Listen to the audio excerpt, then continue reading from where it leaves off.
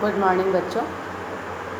आज की क्लास में मैं आपको आधुनिकीकरण मॉडर्नाइजेशन के बारे में समझाने जा रही हूँ। आधुनिकीकरण मीनिंग ऑफ मॉडर्नाइजेशन, यानी आधुनिकीकरण क्या होता है।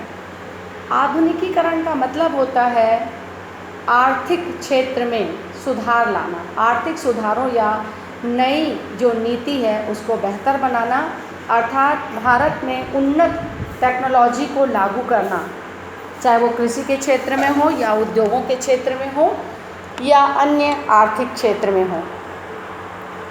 भारत सरकार ने ऐसे सभी विदेशी सहयोग प्रस्तावों को स्वीकृति दी जो उच्च टेक्नोलॉजी के आयात से संबंध रखते हैं।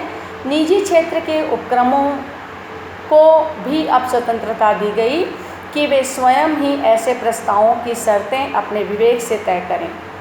विदेश टेक्नोलॉजी के साथ साथ देसी टेक्नोलॉजी के विकास को भी प्रोत्साहन किया गया, क्योंकि बच्चों आपको पता है वर्तमान युग प्रतिस्पर्धा का युग है।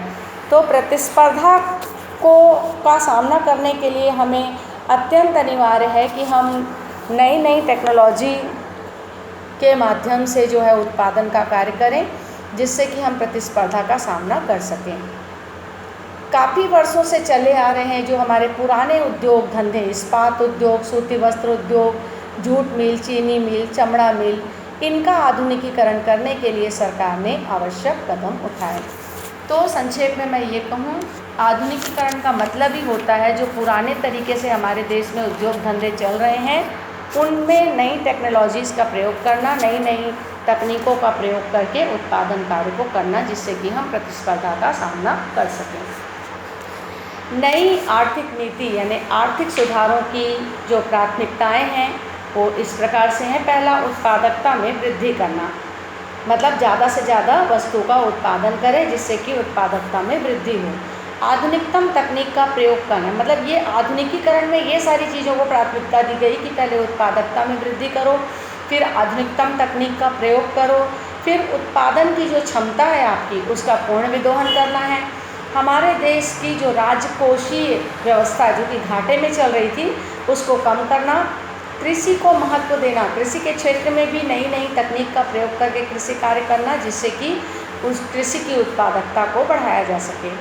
इसके अलावा रोजगार और गरीबी उन्मूलन कार्य करना, मतलब बेरोजगारों को रोजगार देना और ऐसा कुछ करना कि जिससे कि गरीबी को हम दूर कर सकें। तो इसके लिए आप देखते हो कि सरकार समय समय पे कुछ कुछ योजनाएं जो हैं प्रधानमंत्री रोजगार योजना के तहत या कई जो है योजनाएं लागू करके गरीबी को दूर करने का प्रयास करती है। ठीक उसी प्रकार से बीमा क्षेत्र में सुधार लाना। बीमा मतलब आपको पता है कि किसी भी प्रकार की कोई घटना हो जाती है तो बीमा कंपनी उसकी क्षतिपूर्ति करती है। ठीक उसी प्रकार से विद्युत, सड़क, विमान सेवा, रेलवे, समुद्री यातायात, इसके क्षेत्र में भी जो बाधाएं आती हैं उन बाधाओं को दूर करने के लिए कुछ नियम कानून तैयार करना। तो इस तरीके से बच्चों मैंने आपको आज समझाया कि आधुनिकीकरण क्या होता है और नई आर्थिक नीति की प्राथमिकताएं, जिसमें उत्पादकता में वृद्धि, आधुनिक तकनीक का प्रयोग करना, उत्पादन क्षमता का पूर्ण विदोहन करना, राजकोषीय घाटे को कम करना और साथ ही साथ बैंकिंग क्षेत्रों का विस्तार करना। तो इस तरीके से मैंने आपको आज बताया कि आधुनिकीकरण क्या होता है। तो आधुनिकीकरण मतलब आपको समझ में आ गया होगा कि हमारे देश में जितने भी उपक्रम हैं उनमें नई तरीके से मतलब नवीनीकरण हम करें, नव प्रवर्तन के माध्यम से उनमें कुछ नवीनता लाएं, अर्थात आधुनिक तकनीकों का प्रयोग करें जिससे कि हमारी उत्पादकता बढ़ सके। Thank you.